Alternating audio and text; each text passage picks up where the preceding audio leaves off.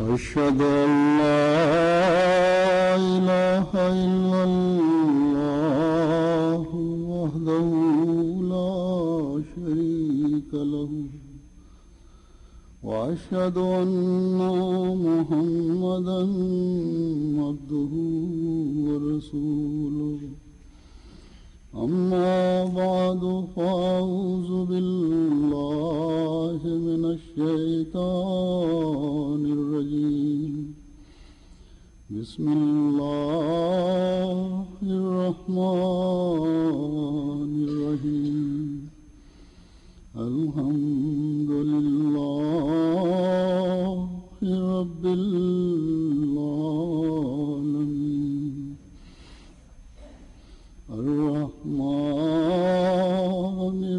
الرحيم مالك يوم الدين إياك نعبد وإياك نستعين اهدنا الصراط المستقيم صراط الذين أنعمت عليهم غير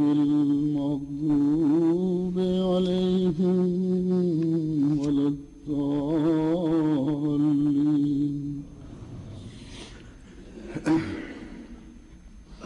يا أيها الذين آمنوا كونوا قوامين بالقسط شهداء لله ولو على أنفسكم وبالوالدين والأقربين إن يكن غنيا وفقيرا فالله أولى بهما فلا تتبعوا الهوى أن تعدلوا وإن تلووا وتعرضوا فإن الله كان بما تعملون خبيرا.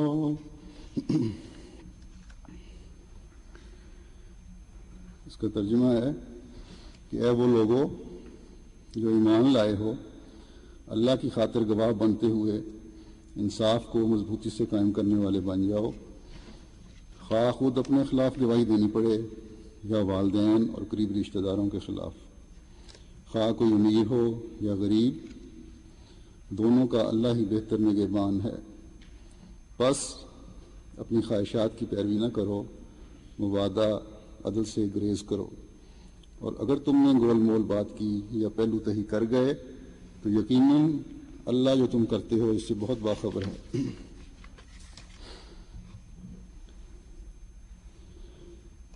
اللہ تعالیٰ نے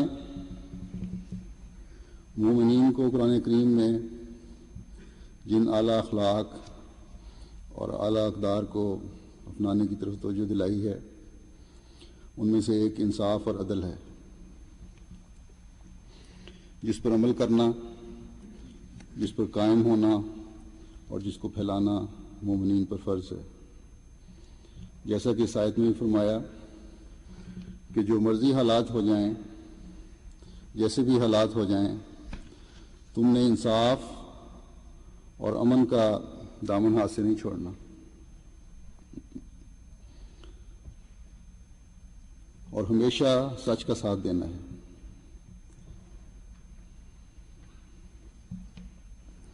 حضرت اقدس مسیح موعود علیہ السلام کے زمانے میں ایک دفعہ عیسائیوں نے یہ اعتراض کیا کہ نعوذ باللہ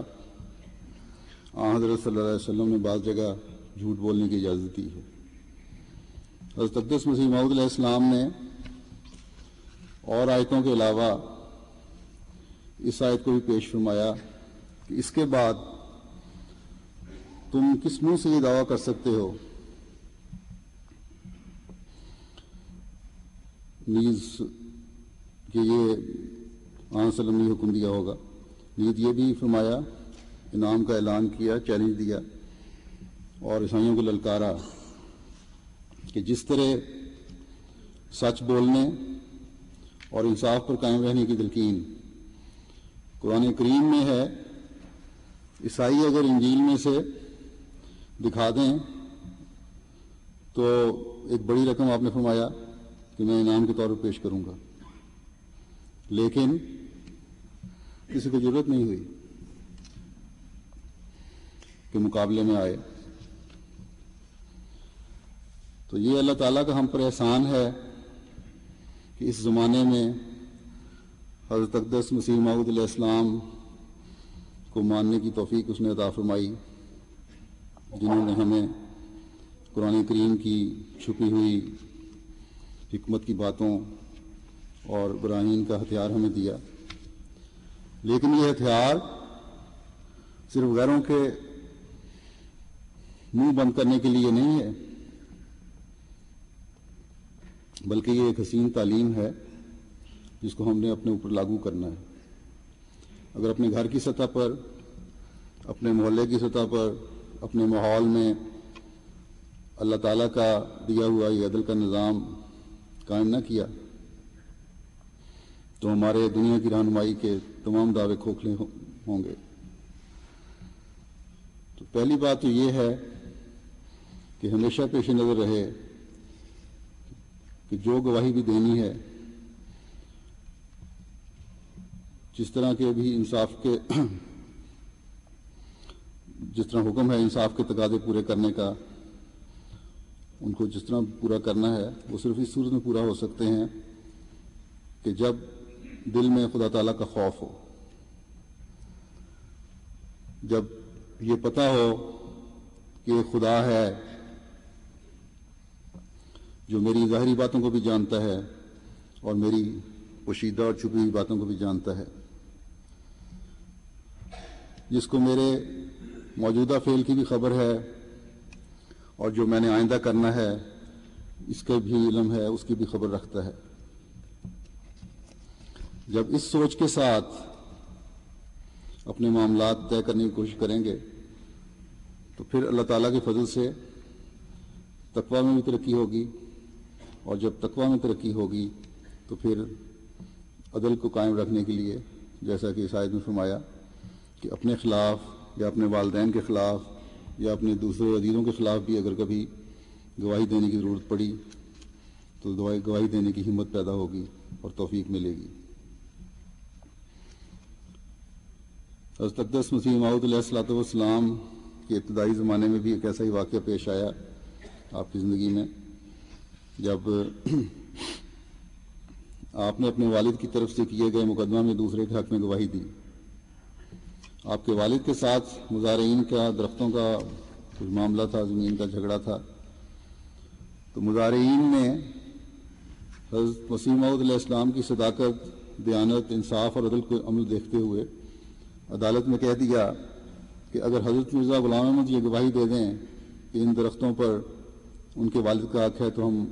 حق چھوڑ دیں گے، مقدمہ واپس لے لیں گے۔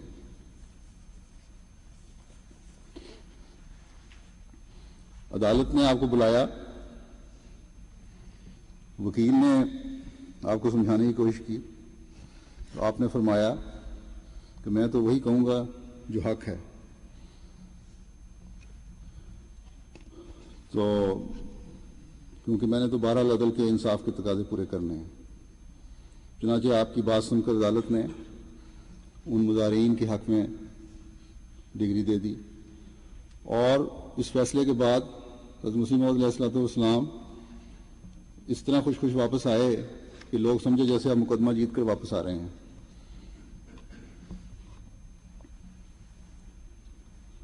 تو یہ ہے عملی نمونہ جو حضرت اقدس مسیح موعود علیہ السلام نے ہمیں اس معیار عدل کو قائم رکھنے کے لیے دکھایا۔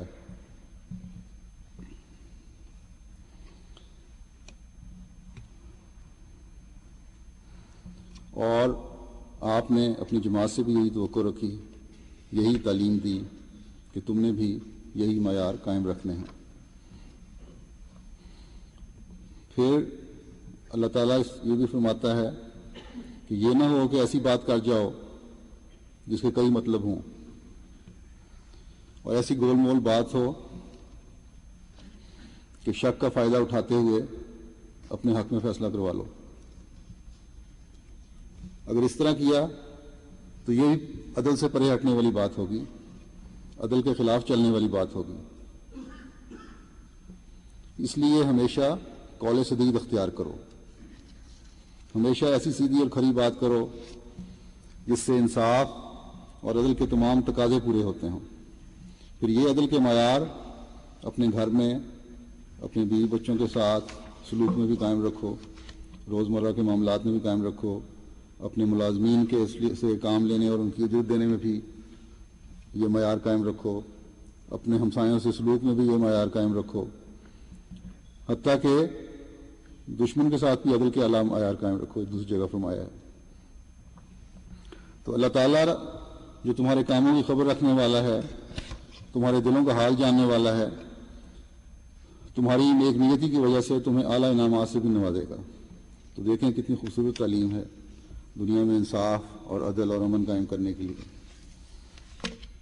حضرت اقدس مسیح موعود علیہ السلام فرماتے ہیں کہ حق اور انصاف پر قائم ہو جاؤ، اور چاہیے کہ ہر ایک گواہی تمہارے خدا کے لیے ہو. جھوٹ مت بولو، اگرچہ سچ بولنے سے تمہاری جانوں کو نقصان پہنچے یا اس سے تمہارے ماں باپ کو ضرر پہنچے اور قریبیوں کو جیسے بیٹے وغیرہ کو بھی یعنی بچوں اور قریبیوں اور رشتہ داروں کو نقصان پہنچے، تب بھی گواہی جھوٹی نہیں دینی. پھر آپ فرماتے ہیں وَإِذَا قُلْتُمْ فَاعْدِلُوا وَلَوْ كَانَ ذَا قُرْبَىٰ، اور جب تم بولو تو وہی بات منہ پر لاؤ جو سراسر سچ اور عدالت کی بات ہے، اگرچہ تم اپنے کسی قریبی پر گواہی دو. یعنی انصاف قائم رکھنے کے لیے تم نے اپنا ذاتی مفاد نہیں دیکھنا یا اپنے عزیزوں اور قریبیوں کو مفاد نہیں دیکھنا، بلکہ حق اور سچ بات کہنی ہے. پھر اللہ تعالیٰ نے قرآن کریم میں مزید کھول کر فرمایا کہ یا ایھا الذین آمنوا کونوا قوامین للہ شہداء بالقسط ولا یجرمنکم شنآن قوم علی الا تعدلوا اعدلوا ھو اقرب للتقوی واتقوا اللہ ان اللہ خبیر بما تعملون. یعنی اے وہ لوگو جو ایمان لائے ہو، اللہ کی خاطر مضبوطی سے نگرانی کرتے ہوئے انصاف کی تائید میں گواہ بن جاؤ، اور کسی قوم کی دشمنی تمہیں ہرگز اس بات پر آمادہ نہ کرے کہ تم انصاف نہ کرو. انصاف کرو، یہ تقویٰ کے سب سے زیادہ قریب ہے، اور اللہ سے ڈرو، لیکن اللہ اس سے ہمیشہ باخبر رہتا ہے جو تم کرتے ہو. اب دیکھیں اس سے زیادہ عدل و انصاف قائم رکھنے کے کون سے معیار ہو سکتے ہیں کہ دشمن سے بھی تم نے بے انصافی نہیں کرنی. اگر تم دشمن سے بھی بے انصافی کرو گے اور عدل کے تقاضے پورے نہیں کرو گے تو اس کا مطلب ہے تمہارے دل میں خدا کا خوف نہیں ہے. منہ سے تو کہہ رہے ہو کہ ہم اللہ کے بندے اور اس کا خوف رکھنے والے ہیں، لیکن عمل اس کے خلاف گواہی دے رہا ہے. اب بعض دفعہ چھوٹی چھوٹی چپکلشیں ہو جاتی ہیں آپس میں بھی، کجا یہ کہ دشمنوں سے بھی انصاف کا سلوک ہے، اور کہاں بعض دفعہ یہ عمل ہوتا ہے کہ اپنوں سے بھی چھوٹی موٹی لڑائیوں میں، چپکلشوں میں، ناراضگیوں میں، اپنے خاندان میں یا ماحول میں فوراً مقدمے بازی شروع ہو جاتی ہے. اور بعض دفعہ انتہائی تکلیف دہ صورتحال ہو جاتی ہے کہ معمولی سی باتوں پر تھانے کچہری کے چکر لگنے شروع ہو جاتے ہیں، مقدمے بازی شروع ہو جاتی ہے، اور ایک دوسرے کے خلاف جھوٹی گواہیاں بھی بعض دفعہ دے رہے ہوتے ہیں. اللہ تعالیٰ کا کوئی خوف نہیں رہتا، مکمل طور پر شیطان کے پنجے میں چلے جاتے ہیں. اور اس کے باوجود کہ اپنا کیس مضبوط کرنے کے لیے پتہ ہوتا ہے کہ جان بوجھ کر بعض غلط باتیں بھی کر رہے ہیں، جھوٹ بھی بول رہے ہیں، لیکن شیطان اتنی جرأت دلا دیتا ہے کہ کہنے لگ جاتے ہیں کہ دیکھو جی ہمارے ساتھ انصاف نہیں ہو رہا. بھول جاتے ہیں کہ ہمارے اوپر بھی خدا ہے. تو اللہ تعالیٰ فرماتا ہے کہ اگر تم رحمان کے بندے بننا چاہتے ہو تو اپنے ذہنوں کو مکمل طور پر صاف کرو، اور مقصد صرف اور صرف انصاف اور عدل قائم کرنا ہو. کسی قوم کی دشمنی بھی تمہیں اس بات سے نہ روکے کہ تم انصاف اور عدل قائم نہ کرو۔ اس حکم کی عملی شکل ہمیں حضرت صلی اللہ علیہ وسلم کے ایک فیصلے میں اس طرح نظر آتی ہے۔ روایت یہ ہے، بعض مسلموں نے کوٹ کیا ہے کہ ایک دفعہ کچھ صحابہ کو باہر خبر رسانی کے لیے بھجوایا گیا، کیونکہ حالات ایسے تھے، جنگی حالات تھے، ہمیشہ مسلمانوں پہ مشکلات تھیں، تو بہرحال نظر رکھنی ہوتی تھی ہر حالات پہ۔ تو دشمن کے کچھ آدمی ان کو حرم کی حد میں مل گئے اور انہوں نے سمجھا کہ اگر ہم نے ان کو زندہ چھوڑ دیا، ان مسلمانوں نے یہ سمجھا کہ ان آدمیوں کو ہم نے زندہ چھوڑا، ان کفار کو، تو یہ مکہ والوں کو جا کر خبر کر دیں گے اور ہم مارے جائیں گے، اور اس سوچ کے ساتھ انہوں نے ان پہ حملہ کر دیا اور ان کفار میں سے ایک آدمی مارا بھی گیا۔ جب یہ خبریں دریافت کرنے والا قافلہ واپس مدینے پہنچا تو پیچھے پیچھے مکہ والوں کے بھی آدمی آ گئے کہ اس طرح یہ ہمارے 2 آدمی مار کے آ گئے ہیں اور حرم کے اندر مارے ہیں۔ تو جو لوگ پہلے حرم میں حضرت صلی اللہ علیہ وسلم پر ظلم کرتے رہے، ان کو جواب تو یہ ملنا چاہیے تھا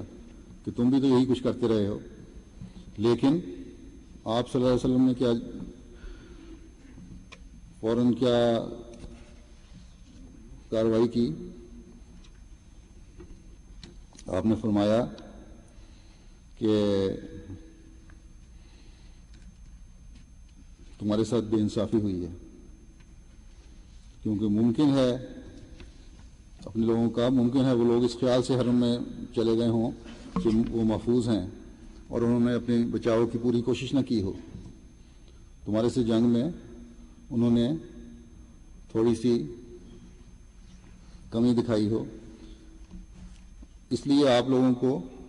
ان کا اس بات پر پھر آپ نے ان دونوں کا خون بہا ادا کر دیا، اور انہوں نے کہا کہ خون بہا ان پر ادا ہونا چاہیے، اور آپ نے قتل کا فدیہ جس کا عربوں میں دستور تھا ان 2 مقتولین کے حوالے کیا، ورثاء کو دے دیا۔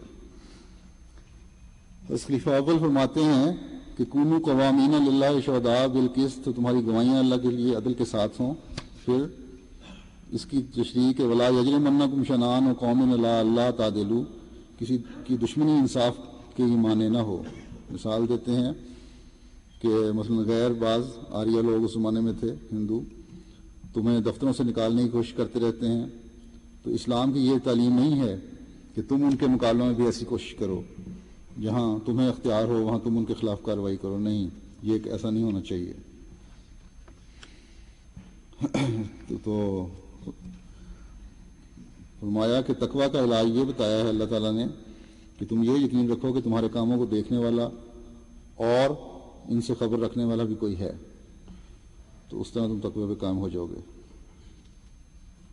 کیونکہ اگر تمہیں یہ یقین ہوگا کہ تمہیں دیکھنے والا تمہارے کاموں سے باخبر کوئی ہے تو پھر ہی یہ اعلیٰ معیار عدل اور انصاف کے قائم ہو سکیں گے۔ پھر بعض لوگوں کو عادت ہے کہ بعض کاروباری لوگ جو بہت ہوشیار چلاک بنتے ہیں بعض دفعہ، کہ کم تجربے والے کو ساتھ ملا کر کاروبار کرتے ہیں۔ بعض بیچارے پیسہ تو ان کے پاس آ جاتا ہے لیکن ایسے سیدھے ہوتے ہیں کہ جو ان چلاک اور ہوشیار آدمیوں کی باتوں میں آ جاتے ہیں۔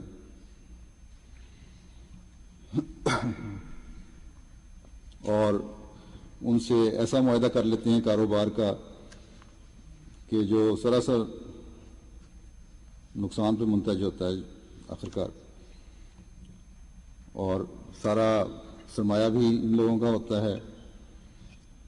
اور ساری ذمہ داری بھی کام کی ان لوگوں کی ہوتی ہے، اور اس دوسرے شخص کو گھر بیٹھے صرف منافع مل رہا ہوتا ہے۔ تو ایسے ہوشیار لوگوں کو بھی کچھ خوف خدا کرنا چاہیے کہ لوگوں کو اس طرح بیوقوف نہ بنایا کریں۔ اگر کوئی بیوقوف بن گیا ہے باتوں میں آ کے تو یہ ہے کہ ہمیشہ پیش نظر رہنا چاہیے کہ اللہ تعالیٰ کی ذات تو ہے جو دیکھ رہی ہے، اس کو تو خبر ہے کہ تمہارے دل میں کیا ہے. تو کبھی بھی ایسے تقویٰ سے آری معاہدے نہیں کرنے چاہیے، کیونکہ جب بھی ایسا معاہدہ کیا تم نے تو ایسا معاہدہ کرنے والا جس نے کسی ایسے شخص کا جس کو پوری طرح تجربہ نہیں ہے رقم لگوائی اور ضائع کروائی، اس نے بہرحال عدل اور انصاف کا خون کیا ہے.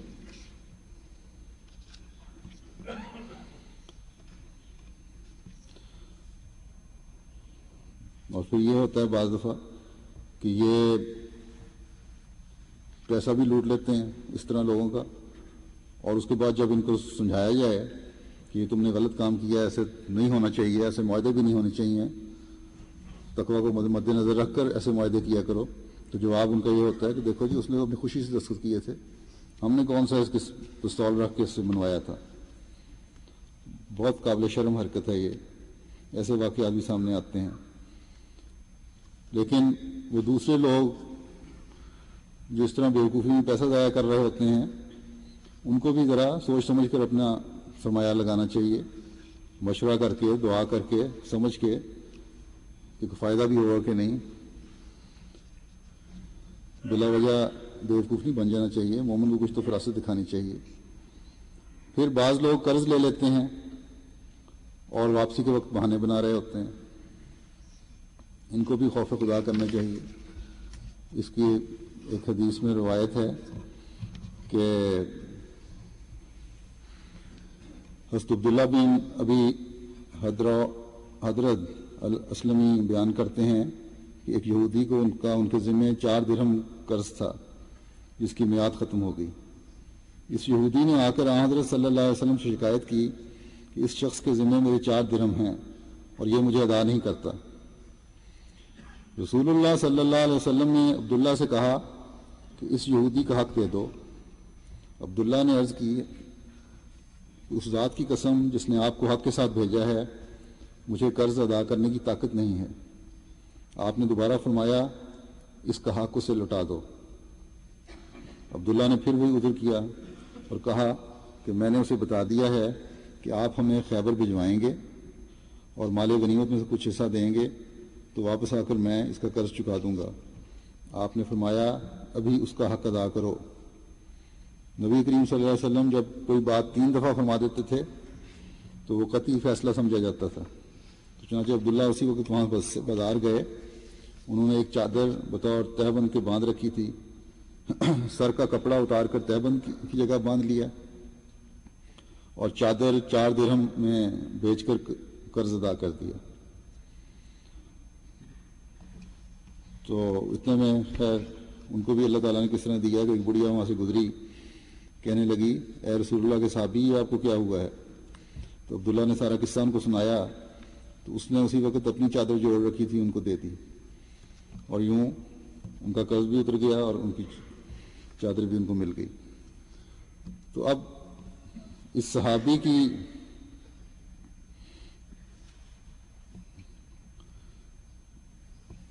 دیکھیں قرض ادا کرنے کی حالت بھی نہیں تھی. اس کو بھی آن وسلم نے کہا چاہے اپنے تن کے کپڑے بیچ کر قرض ادا کرو، قرض باہر ادا کرنا ہے، تبھی حق اور انصاف قائم ہو سکتا ہے. حضرت اقدس مسیح موعود علیہ السلام فرماتے ہیں کہ عدل کی حالت یہ ہے جو متقی کی حالت نفس امارہ کی صورت میں ہوتی ہے. اس حالت کی اصلاح کے لیے عدل کا حکم ہے. اس میں نفس کی مخالفت کرنی پڑتی ہے. مثلا کسی کا قرضہ ادا کرنا ہے لیکن نفس اس میں یہی خواہش کرتا ہے کہ کسی طرح سے اس کو دبا لوں اور اتفاق سے اس کی میعاد بھی گزر جائے. اس صورت میں نفس اور بھی دلیر اور بے باک ہوگا کہ اب تو قانونی طور پر بھی کوئی مواخذہ نہیں ہو سکتا. مگر یہ ٹھیک نہیں. عدل کا تقاضا یہی ہے کہ اس کا دین واجب ادا کیا جائے، یعنی قرض اس کا واپس ادا کیا جائے اور کسی ہیلے اور عذر سے اس کو دبایا نہ جائے. فرمایا مجھے افسوس سے کہنا پڑتا ہے کہ بعض لوگ ان امور کی پرواہ نہیں کرتے اور ہماری جماعت میں بھی ایسے لوگ ہیں جو بہت کم توجہ کرتے ہیں اپنے قرضوں کے ادا کرنے میں. یہ عدل کے خلاف ہے. حضرت صلی اللہ علیہ وسلم تو ایسے لوگوں کی نماز نہ پڑھتے تھے، یعنی جنازہ نہ پڑھتے تھے. بس تم میں سے ہر ایک اس بات کو خوب یاد رکھے کہ قرضوں کے ادا کرنے میں سستی نہیں کرنی چاہیے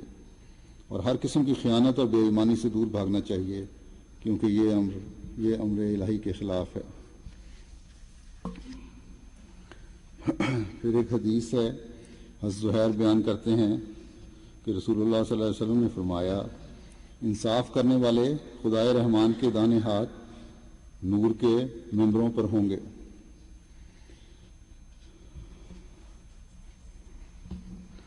اللہ تعالیٰ کے تو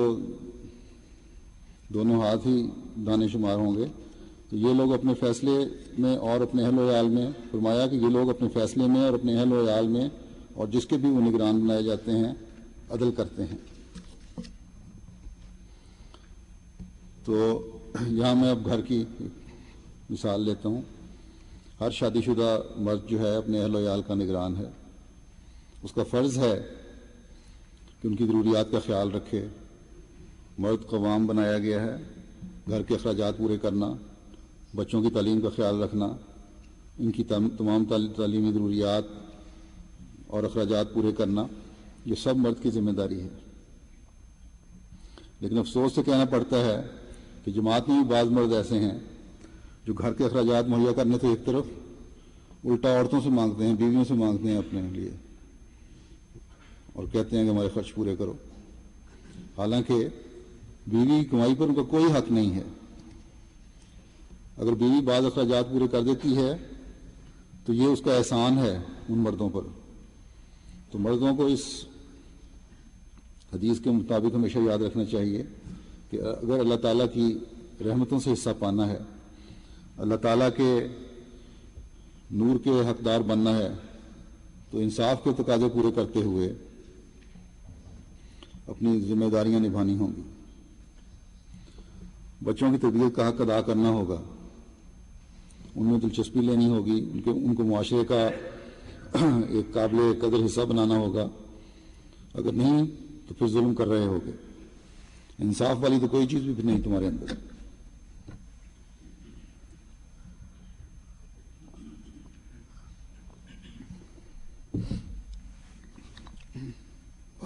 بعض لوگ یہاں انگلستان میں بھی، جرمنی میں بھی، یورپ میں بعض ملکوں میں بیٹھے ہوئے ہیں، معاشرے میں، دوستوں میں، بلکہ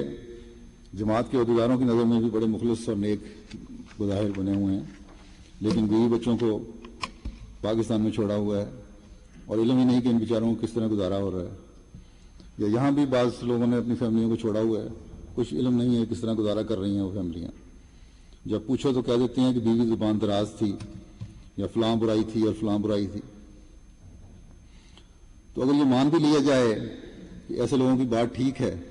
تو پھر بھی انصاف اور عدل کا تقاضا یہ ہے کہ جب تک وہ تمہاری طرف منسوب ہے، اس کی ضروریات پوری کرنا تمہارا کام ہے۔ پھر بچوں کی ضروریات تو ہر صورت میں مرد کا ہی کام ہے کہ پوری کرے۔ بیوی کو سزا دے رہے ہو تو بچوں کو کس چیز کی سزا ہے کہ وہ بھی در در کی ٹھوکریں کھاتے پھریں؟ ایسے مردوں کو خوف خدا کرنا چاہیے۔ ایم بھی ہونے کے بعد یہ باتیں زیب نہیں دیتی، اور نہ ہی نظام جماعت کے علم میں آنے کے بعد ایسی حرکتیں قابل برداشت ہو سکتی ہیں، یہ میں واضح کر دینا چاہتا ہوں۔ ہمیں بہرحال اس تعلیم پر عمل کرنا ہوگا جو اسلام نے ہمیں دی، اور اس زمانے میں حضرت اقدس مسیح موعود علیہ السلام نے نکھار کر وضاحت سے ہمارے سامنے پیش کی۔ ایک حدیث ہے، حضرت ابو ہریرہ رضی اللہ تعالیٰ عنہ روایت کرتے ہیں کہ رسول اللہ صلی اللہ علیہ وسلم نے فرمایا، مومنوں میں سے کامل ترین ایمان والا شخص وہ ہے جو ان میں سے سب سے بہتر اخلاق کا مالک ہے، اور تم میں سے بہترین وہ لوگ ہیں جو اپنی عورتوں سے بہترین سلوک کرنے والے ہیں۔ پھر ایک اور روایت میں آتا ہے، سلیمان بن عمرو بن احوص اپنے والد عمرو بن احوص رضی اللہ عنہ کے واسطہ سے ایک لمبی روایت بیان کرتے ہیں جو حضرت صلی اللہ علیہ وسلم کے حجۃ الوداع کے موقع پر آپ نے فرمایا تھا۔ اس میں سے کچھ حصہ جو عورتوں سے متعلق ہے وہ یہ ہے کہ سنو، تمہاری بیوی پر ایک حق ہے، اسی طرح تمہاری بیوی کا بھی تم پر ایک حق ہے۔ تمہارا حق تمہاری بیویوں پر یہ ہے کہ وہ تمہارے بستروں پر ان لوگوں کو نہ بٹھائیں جن کو تم ناپسند کرتے ہو، اور نہ وہ ان لوگوں کو تمہارے گھروں میں آنے کی اجازت دیں جن کو تم ناپسند کرتے ہو، اور تمہاری بیویوں کا تم پر یہ حق ہے کہ تم ان سے ان کے کھانے کے معاملے میں اور ان کے لباس کے معاملے میں احسان کا معاملہ کرو۔ تو اس روایت میں یہ بیان ہوا ہے کہ گھر کے ماحول کو انصاف اور عدل کے مطابق چلانا ہے تو دونوں کو، میاں اور بیوی دونوں کو، ایک دوسرے کا خیال رکھنا ہوگا، ان کے حقوق کی حفاظت کرنی ہوگی۔ تو عورتوں کو ایک تو اس بات کا خیال رکھنا چاہیے کہ ان کے گھروں میں آنے والیاں عورتوں کی سہیلیاں ہوتی ہیں، ایسی نہ ہوں جن کے گھروں کو پسند نہیں کرتے، اور اپنے دوستیاں بھی ایسوں سے نہ بنائیں، ناجائز یا جائز۔ اگر خامند سب پسند نہیں کرتا کہ گھروں میں لوگ آئیں تو نہ آئیں۔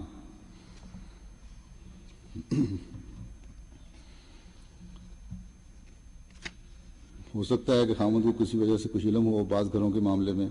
جس کی وجہ سے وہ نہ پسند نہ کرتا ہو کہ ایسے لوگ گھروں میں آئیں۔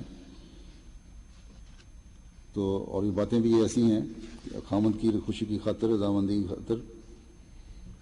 عورتوں کو برا ماننا بھی نہیں چاہیے، اور جو خامند کہتے ہیں ان کو مان لینا چاہیے۔ اور دوسری بات یہ اس میں بیان کی گئی حدیث میں کہ خامدوں کا بھی یہ فرض ہے کہ وہ اہل و عیال کا جو حق ہے وہ ادا کریں، گھر کے اخراجات،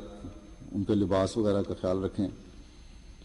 تو اس کی وضاحت تو میں پہلے کر چکا ہوں۔ اقدس مسیح موعود علیہ السلام فرماتے ہیں، یہ مردوں کے لیے ہے کہ دل دکھانا بڑا گناہ ہے، اور لڑکیوں کے تعلقات بہت نازک ہوتے ہیں۔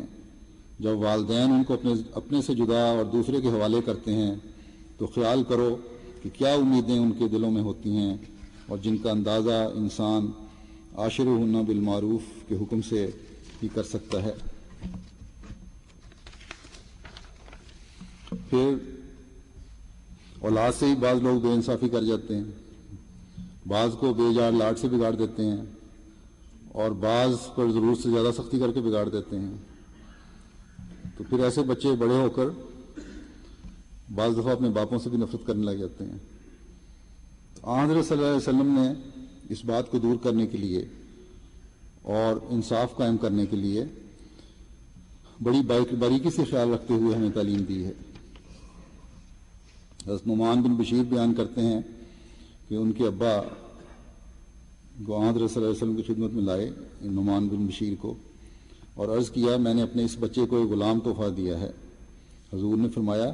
کیا تم نے اپنے ہر بیٹے کو ایسا تحفہ دیا ہے؟ میرے ابا نے عرض کیا نہیں حضور،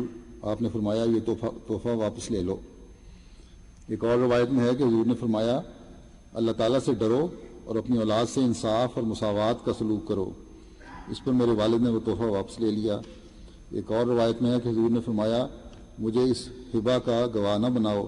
کیونکہ میں ظلم کا گواہ نہیں بن سکتا۔ پھر نظام جماعت ہے، جماعت میں بھی بعض معاملات میں عہدیداران کو فیصلے کرنے ہوتے ہیں، ان کو بھی ہمیشہ اس بات کا خیال رکھنا چاہیے کہ انصاف کے تمام تقاضے پورے ہوں۔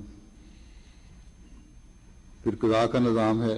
جن کے پاس فیصلے کے لیے معاملات آتے ہیں ان کو بھی ہر وقت اللہ تعالیٰ کے اس حکم کو سامنے رکھنا چاہیے کہ تقوی پر قائم رہتے ہوئے دعا کر کے گہرائی میں جا کر ہر چیز کو غور سے دیکھ کر پھر فیصلہ کریں، تاکہ کبھی کسی کو شکوہ نہ ہو کہ عدل و انصاف کے فیصلے نہیں ہوئے۔ بعض دفعہ قضاء میں صلح صفائی کی کوشش کے لیے معاملہ لمبا ہو جاتا ہے، جس سے کسی فریق کو شکوہ پیدا ہو جاتا ہے کہ جی قضاء فیصلے نہیں کر رہی۔ تو ان فریقین کو بھی صبر اور حوصلے سے کام لینا چاہیے۔ بہرحال عہدیداران اور قضاء کو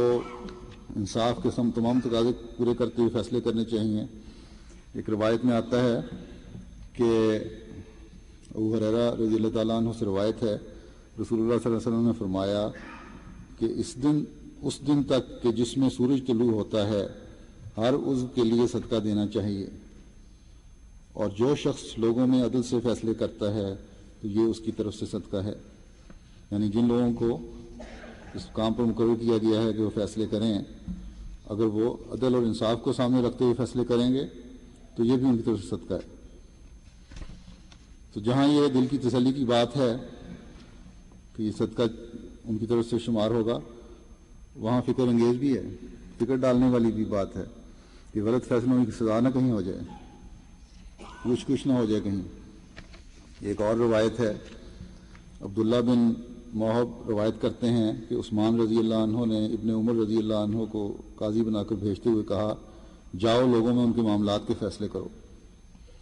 انہوں نے کہا، اے امیر المومنین، کیا آپ مجھے اس ذمہ داری کو اٹھانے سے معاف نہیں رکھ سکتے؟ اس پر حضرت عثمان نے کہا، تم قضاء کے عہدے کو ناپسند کیوں کرتے ہو جبکہ آپ کے والد فیصلے کیے کرتے تھے؟ حضرت عمر کے بیٹے تھے۔ حضرت ابن عمر نے کہا، میں نے رسول اللہ صلی اللہ علیہ وسلم کو یہ فرماتے ہوئے سنا ہے، من کانا قاضین فقضا بالعدل، یعنی جو قضاء کے عہدے پر فائز ہو اسے چاہیے کہ وہ عدل کے ساتھ فیصلے کرے، اور مناسب یہ ہے کہ اس عہدے سے اس طرح نکلے کہ اس پر کوئی الزام نہ ہو۔ حضور صلی اللہ علیہ وسلم کے اس ارشاد کو سننے کے بعد میں اس عہدے کی خواہش نہیں رکھتا، کہ ان کو خوف تھا اللہ کا کہیں ایسا فیصلہ نہ ہو جائے جو کہیں جس پہ الزام ہو۔ پھر ایک روایت ہے، حسن روایت کرتے ہیں کہ عبید اللہ بن زیاد معقل بن یسار کی مرض الموت میں ان کی عیادت کو گئے تو انہوں نے کہا، میں تمہیں ایک ایسی حدیث سناتا ہوں جو میں نے رسول اللہ صلی اللہ علیہ وسلم سے سنی ہے، اور اگر مجھے یقین ہوتا کہ میں ابھی زندہ رہوں گا تو میں یہ حدیث تمہیں نہ سناتا۔ میں نے رسول کریم صلی اللہ علیہ وسلم کو یہ فرماتے ہوئے سنا، کوئی بندہ جس کے سپرد اللہ تعالیٰ نے کچھ لوگوں کی دیکھ بھال فرض کی ہو، اگر وہ اس حال میں مرتا ہے کہ اس نے اپنی رعیت کی نگہبانی کرنے میں عدل سے کام نہ لیا ہوگا تو اللہ تعالیٰ اس پر جنت حرام کر دے گا۔ تو اس زمانے میں ہم احمدیوں پر عدل اور انصاف کو قائم رکھنے کی بہت بڑی ذمہ داری عائد ہوتی ہے، کیونکہ ہم اس بات کے دعوے دار ہیں کہ ہم نے زمانے کے امام کو پہچانا اور اس کی بیعت میں شامل ہوئے، وہ امام جس کو حضرت صلی اللہ علیہ وسلم نے حکم اور عدل کہا ہے۔ جہاں وہ امام ان خصوصیات کا حامل ہوگا وہاں اس کے ماننے والوں سے بھی یہ توقع کی جاتی ہے کہ وہ عدل کے اعلیٰ معیار قائم کریں۔ حضرت ابو ہریرہ رضی اللہ تعالیٰ عنہ روایت کرتے ہیں کہ رسول اللہ صلی اللہ علیہ وسلم نے فرمایا، ابن مریم حکم اور عدل بن کر ضرور نازل ہوگا، جو حضرت مسیح السلام کے آنے کی پیشگوئی ہے۔ پھر ایک روایت ہے، حضرت علی رضی اللہ عنہ نبی صلی اللہ علیہ وسلم کے بارے میں بیان کرتے ہیں کہ آپ نے فرمایا، اگر دنیا کی زندگی کا ایک دن بھی باقی ہوگا تو اللہ تعالیٰ ضرور میرے اہل بیت سے ایک شخص کو مبعوث کرے گا جو دنیا کو عدل سے بھر دے گا جس طرح کہ وہ پہلے ظلم و جور سے بھری ہوگی۔ یعنی امام مہدی کا آنا بہرحال ضروری ہے، اور قیامت سے پہلے اس نے آنا ہے، چاہے قیامت کو ایک دن بھی رہ جائے تب بھی اس مبعوث ہوگا، اس کے بعد یہ سب کچھ ہوگا۔ تو آپ کچھ سمجھتے ہیں ہم لوگ جنہوں نے امام مہدی کو دیکھا، پہچانا اور اس کی جماعت میں شامل ہوئے، اور حضرت صلی اللہ علیہ وسلم کی اس پیشگوئی کو پورے ہوتے دیکھا۔ حضرت اقدس مسیح موعود علیہ الصلوۃ والسلام فرماتے ہیں کہ اب دور مسیح موعود آ گیا ہے، اب بہرحال خدا تعالیٰ آسمان سے ایسے اسباب پیدا کر دے گا جیسا کہ زمین ظلم اور ناحق خون ریزی سے پر تھی، اب عدل اور امن اور سلوکاری سے پر ہو جائے گی، اور مبارک وہ امیر اور بادشاہ ہیں جو اس سے کچھ حصہ لیں۔ پھر آپ فرماتے ہیں، خدا کا تمہیں یہ حکم ہے کہ تم اس سے اور اس کی خلقت سے عدل کا معاملہ کرو، یعنی حق اللہ اور حق العباد بجا لاؤ، اور اگر اس سے بڑھ کر ہو سکے تو نہ صرف عدل بلکہ احسان کرو، یعنی فرائض سے زیادہ اور ایسے اخلاص سے خدا کی بندگی کرو کہ گویا تم اس کو دیکھتے ہو، اور حقوق سے زیادہ لوگوں کے ساتھ مروت و سلوک کرو، اور اگر اس سے بڑھ کر ہو سکے تو ایسے بے علت و بے غرض خدا کی عبادت اور خلق اللہ کی خدمت بجا لاؤ کہ جیسے کوئی قرابت کے جوش سے کرتا ہے۔ ایک اور جگہ فرمایا ہے، جس طرح ماں اپنے بچے کی ساتھ کرتی ہے وہ اس طرح کرو۔ پھر آپ فرماتے ہیں، غرض نوع انسان پر شفقت اور اس سے ہمدردی کرنا بہت بڑی عبادت ہے، اور اللہ تعالیٰ کی رضا حاصل کرنے کے لیے یہ ایک زبردست ذریعہ ہے، مگر میں دیکھتا ہوں کہ اس پہلو میں بڑی کمزوری ظاہر کی جاتی ہے، دوسروں کو حقیر سمجھا جاتا ہے، ان پر ٹھٹھے کیے جاتے ہیں. ان کی خبرگیری کرنا اور کسی مصیبت اور مشکل میں مدد دینا تو بڑی بات ہے. جو لوگ غرباء کے ساتھ اچھے سلوک سے پیش نہیں آتے بلکہ ان کو حقیر سمجھتے ہیں، مجھے ڈر ہے کہ وہ خود اس مصیبت میں مبتلا نہ ہو جائیں. اللہ تعالیٰ نے جن پر فضل کیا ہے ان کی شکر گزاری یہی ہے کہ اس کی مخلوق کے ساتھ احسان اور سلوک کریں اور اس خداداد فضل پر تکبر نہ کریں اور وحشیوں کی طرح غرباء کو کچل نہ ڈالیں. اللہ تعالیٰ ہمیں توفیق دے کہ ہم حضرت اقدس مسیح موعود علیہ الصلوۃ والسلام کی خواہش کے مطابق اس دنیا میں امن، صلح اور عدل کی فضا پیدا کرنے والے ہوں، قائم کرنے والے ہوں، اور اس لحاظ سے اپنی نسلوں کی تربیت کرنے والے بھی ہوں، کیونکہ آئندہ دنیا کے جو حالات ہونے ہیں اس میں احمدی کا کردار ایک بہت اہم کردار ہوگا جو اس کو ادا کرنا ہوگا. اللہ تعالی ہمیں اس کی توفیق عطا فرمائے.